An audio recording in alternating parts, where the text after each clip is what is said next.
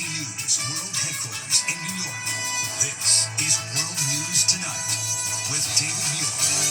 Good evening, and it's great to have you with us here at a very busy Thursday night. We begin tonight with these deadly storms on the move right now from Texas to the southeast. Then these storms move right up the East Coast. At least one person dead tonight, swept away in the floods, and drivers sheltering under a roof. Time-lapse video tonight of a massive supercell thunderstorm rolling across Oklahoma's panhandle right there. Austin, Texas, slammed with high winds and hail. Trees pulled right up from their roots. Drivers racing to shelter under the roof of this gas station, and some roads suddenly turned to rivers. Multiple water rescues being reported again tonight, at least one person dead. Lee Goldberg standing by with the forecast. These storms from the south moving right into the northeast. But ABC's Maria Villarreal leading us off with the images coming in already tonight. Tonight, powerful storms targeting central Texas with the threat of high winds and more hail after scenes like this in Austin overnight. Golf ball-sized hail and torrential rain. Winds gusting over 80 miles an hour, snapping trees.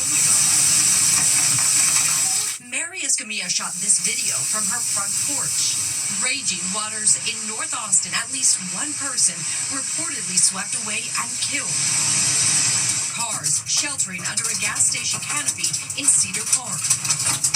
The roof of this gas station on the north side of Austin collapsing onto cars below. No one was hurt. The thunderstorms sweeping across the southern plains. This massive supercell looking like a spaceship hovering over western Oklahoma.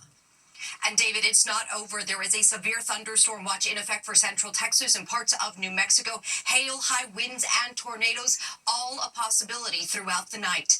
David? Maria watching it all for us. Thank you. Let's get right to Chief Meteorologist Lee Goldberg of our New York station, WABC, timing out these storms as we move into the evening. Hi, Lee.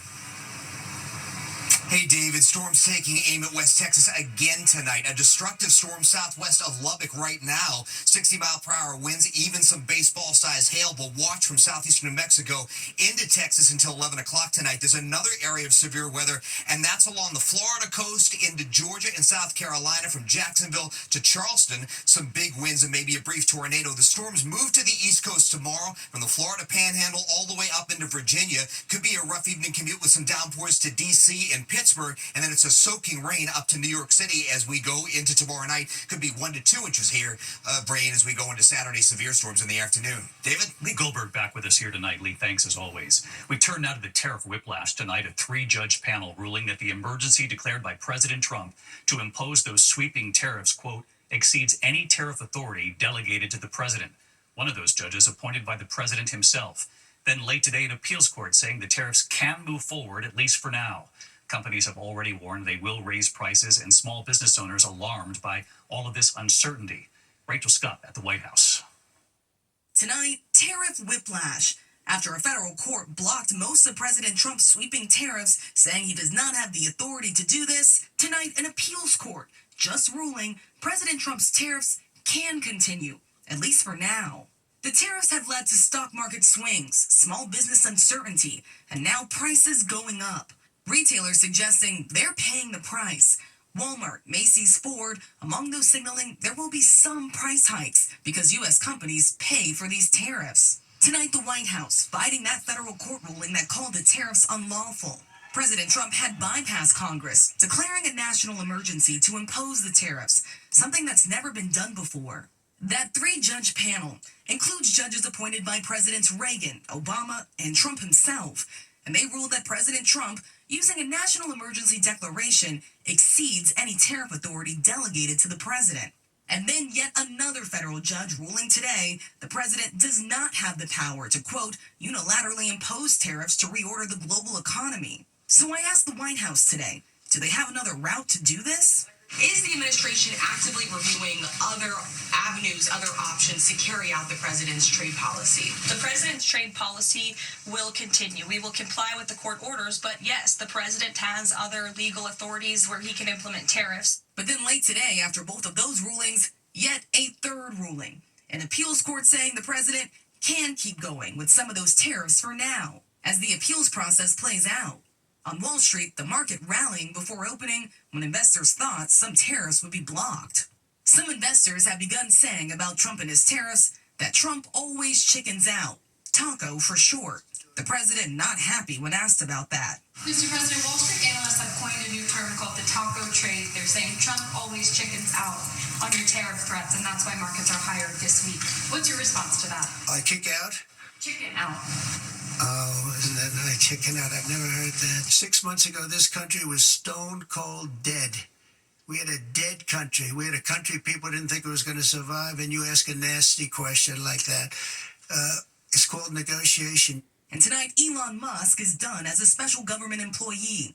The news coming after Musk broke with the president on his budget bill.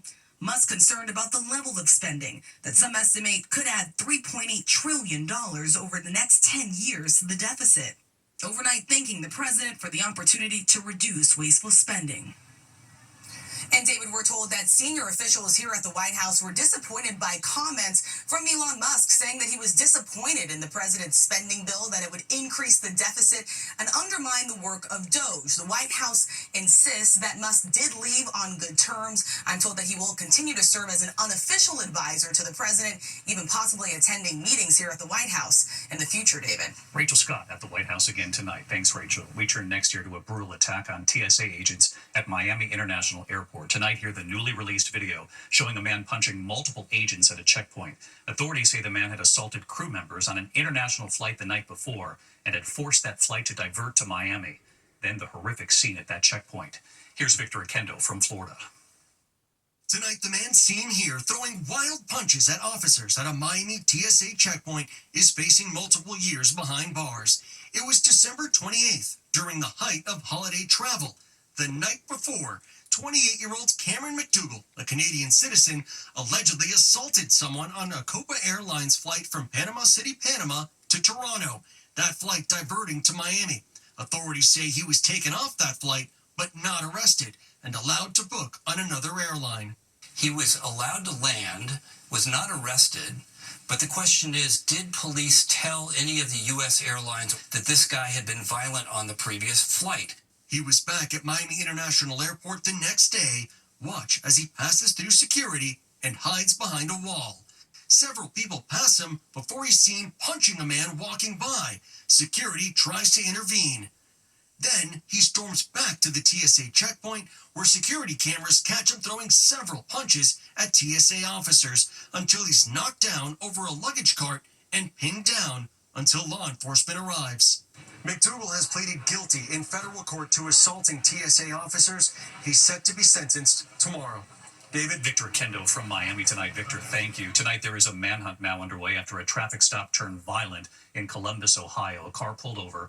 Authorities say a passenger then running away, turning back and firing, striking two officers. Here's our Chief Justice correspondent, Pierre Thomas now.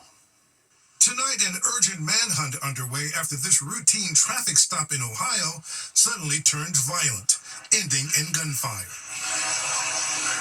Watch the police body-worn camera as the officers in Columbus, Ohio approach the vehicle just before 7 p.m. Wednesday, when the passenger jumps out and takes off. There's a chase, then that passenger opens fire, hitting both officers. Shot fired. Officer down. I'm hit. The other officer diving for cover. Police also releasing this surveillance video showing the passenger turn and fire. That passenger identified as 21-year-old Devontae Dixon. He's now facing charges of attempted murder and felony assault. Police calling on the public for help. If you're listening and you know where this person is, please pick up the phone and give us a call. Authorities say the driver was taken into custody, was cooperative, and later released. And David, tonight, some good news. Both officers are now in stable condition after one was initially listed as critical. Pierre Thomas live in Washington. Pierre, thank you. Now to Harvard tonight, and on this graduation day, the university winning a temporary reprieve in its battle with President Trump. A judge now allowing Harvard to enroll foreign students. The State Department, meanwhile, announcing it will, quote, aggressively revoke visas of some Chinese students. Tonight, hear why they're doing this, and ABC's Selena Wang from Cambridge, Massachusetts tonight. Harvard celebrating graduation with a legal victory in its battle with the Trump administration after a federal judge temporarily blocked the president's ban on international students. Welcome.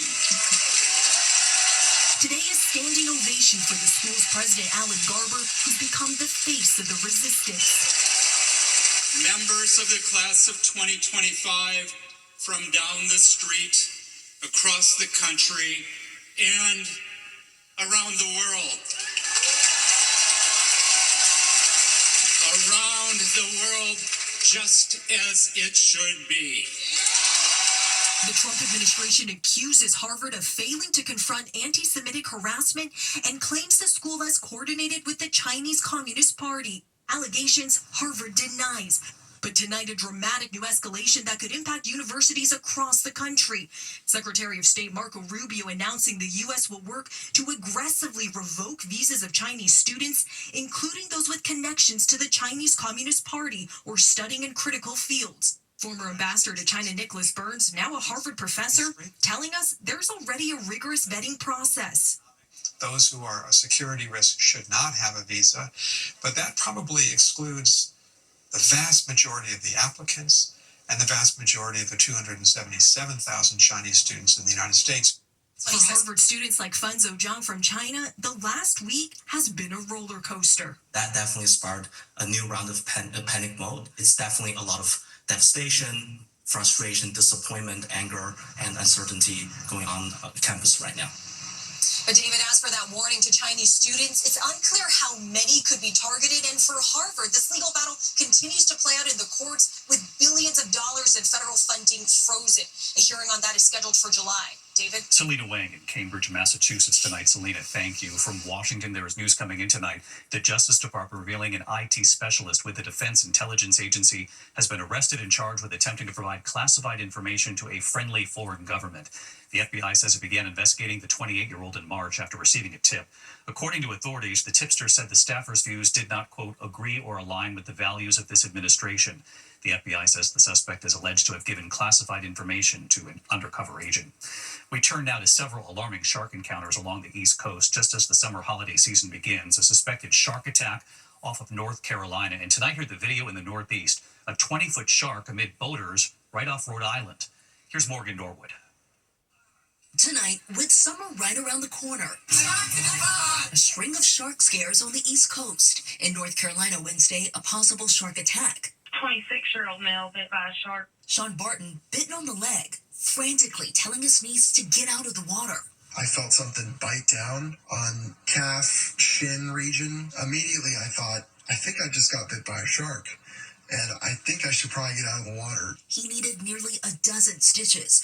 In Rhode Island, this giant of the deep, a massive 20-foot-long basking shark. That telltale dorsal fin spotted near boaters on Block Island over the holiday weekend. And this close call in Panama City Beach, Florida. You're fine, it's right here. A black-tip shark darting just feet from a woman wading in the water. Experts tonight with this advice if you spot a shark nearby.